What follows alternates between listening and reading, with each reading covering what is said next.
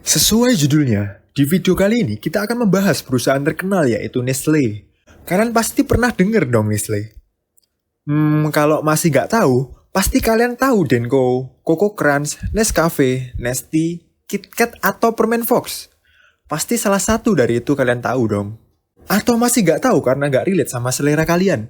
Oke, pasti kalian tahu yang satu ini. Yap, Milo, susu sejuta umat. Hah? Masih nggak tahu?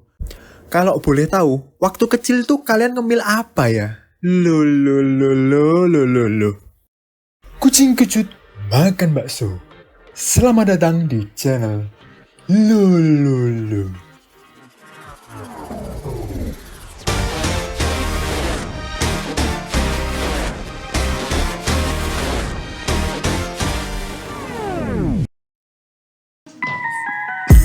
Nestle merupakan perusahaan terbesar yang ada di Swiss dengan total aset sebesar 140,3 billion US dollar atau setara dengan 2016 triliun rupiah. Dengan aset sebesar itu, pada tahun 2020 Nestle berhasil mencetak pendapatan sebesar 89,9 billion US dollar atau setara dengan 1.291 triliun rupiah dengan keuntungan mencapai 186 triliun rupiah. Pendapatan yang diperoleh Nestle ini setara dengan 12,7% perekonomian dari negara Swiss. Hal ini membuat Nestle masuk ke dalam jajaran perusahaan terbesar ke-39 versi majalah Forbes. Besarnya pendapatan yang diperoleh Nestle ini tidak terlepas dari kekuatan brand yang dimiliki oleh Nestle, yang sudah dibangun sejak 150 tahun yang lalu.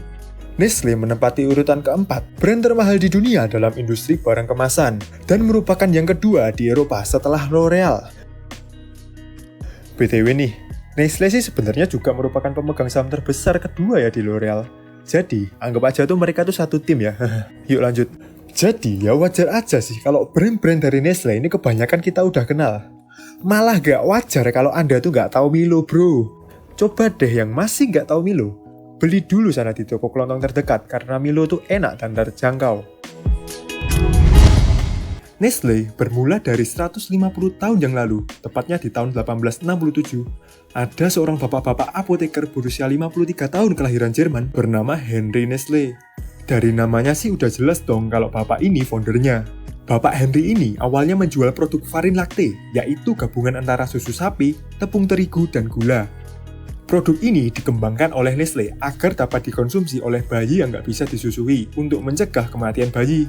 Setelah menjalankan bisnis ini selama 8 tahun, di tahun 1875, Pak Henry akhirnya memutuskan untuk pensiun dan menjual perusahaan dan pabriknya ke 3 pengusaha lokal yang tidak disebutkan namanya.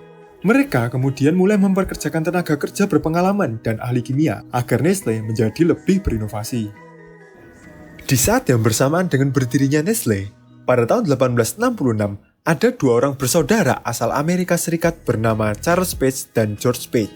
Mereka mendirikan perusahaan bernama Anglo Swiss yang menjual susu kental. Harusnya nih ya, Nestle dan Anglo Swiss ini nggak ada hubungannya. Cuman ada kejadian unik. Pada tahun 1878, Nestle itu memutuskan untuk menjual susu kental, dan Anglo Swiss juga memutuskan untuk memproduksi makanan bayi. Jadi mereka itu kayak saling menantang satu sama lain, yang membuat kedua perusahaan ini menjadi rival. Dan ternyata, rivalitas ini berbuah positif bagi keduanya. Kedua perusahaan ini bisa berkembang dan berhasil menguasai pasar Swiss bahkan hingga ke negara Eropa lain. Di tahun 1882, Anglo Swiss sendiri bahkan sudah berekspansi hingga ke USA. Namun di tengah jalan, George Page ini meninggal. Karena meninggalnya George Page, maka Charles Page memutuskan untuk menjual usahanya. Kemudian datanglah Nestle untuk menawarkan merger, sehingga kedua rival ini akhirnya merger di tahun 1902. 2 tahun setelah merger, Nestle mulai menjual produk coklat. Perusahaan terus berkembang dan semakin besar, hingga pada tahun 1905, perusahaan sudah memiliki 20 pabrik dengan jaringan bisnis yang tersebar hingga ke Afrika, Asia, dan Amerika Latin. Pada tahun 1914, pecahlah Perang Dunia Pertama di Eropa. Tentunya, perang ini menyebabkan produksi Nestle menjadi terganggu. Namun di saat yang bersamaan, permintaan produk susu Nestle ini meningkat karena mendapatkan kontrak besar dari pemerintah untuk bantuan perang. Saya sih nggak tahu ya kenapa bisa meningkat. Apakah karena tentara pada zaman itu suka minum susu? Ya nggak tahu juga sih. Yuk lanjut. Pada masa 1918 hingga 1940-an, Nestle melakukan hal-hal luar biasa seperti mengakuisisi brand-brand coklat susu dan makanan bayi terkenal pada masanya. Selain itu, Nestle juga berhasil membuat berbagai produk baru yang akhirnya laris di pasaran. Contoh produk yang terkenal hingga sekarang yang ditemukan pada era ini adalah susu Milo, yang ditemukan oleh seorang food scientist Nestle cabang Australia bernama Thomas Main di tahun 1934.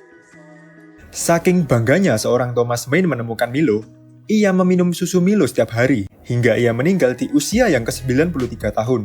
Selain Milo, Nescafe juga ditemukan pada era ini, tepatnya pada tahun 1938. Pada tahun 1942 hingga 1945, terjadi Perang Dunia Kedua. Dan hasilnya sama seperti Perang Dunia Pertama. Di saat usaha lain kesusahan karena adanya perang, permintaan Nestle ini justru malah meningkat. Salah satu produk Nestle yaitu Nescafe, juga malah semakin populer di Amerika. Bahkan, Nescafe juga termasuk salah satu bantuan suplai yang dikirim untuk tentara yang berperang. Gila nggak? Suplainya itu bukan makanan pokok atau senjata, tapi Nescafe. Gokil. Oke lanjut. Melihat kesuksesan Nescafe, di akhir 1940-an, perusahaan akhirnya memproduksi Nescafe versi teh. Ya jadinya Nestea. Sama dengan Nescafe, Nestea ini akhirnya juga laris di pasaran.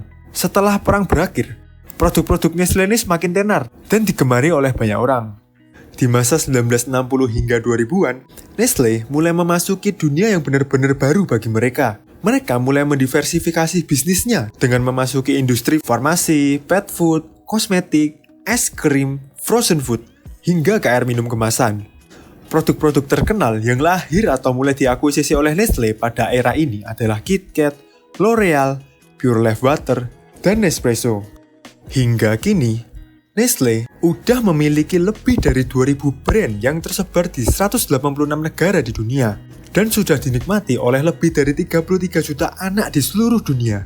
26% pendapatan Nestle sendiri masih didominasi oleh brand-brand minuman bubuk dan cair seperti Nescafe, Milo, Nestea, dan lain-lain dengan total penjualan sebesar 22,2 billion Swiss franc atau setara dengan 350 triliun rupiah.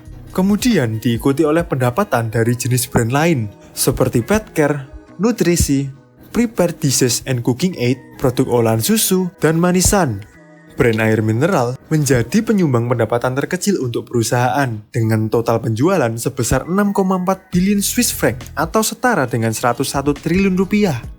Dari seluruh pendapatan Nestle, sekitar 44,7% berasal dari penjualan produk di zona benua Amerika. Sementara 29% penjualan berasal dari zona Eropa, Timur Tengah, dan Afrika bagian utara.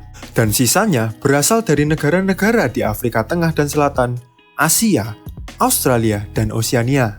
Kapitalisasi pasar yang dimiliki oleh Nestle ini juga nggak main-main, sebesar 4,3 kuadriliun rupiah dan telah bertumbuh selama 30 tahun terakhir. Hal ini membuktikan bahwa Nestle sudah menjadi perusahaan dengan brand yang kuat dan terpercaya bagi para investornya. Terima kasih tonton video ini, share video ini, ya.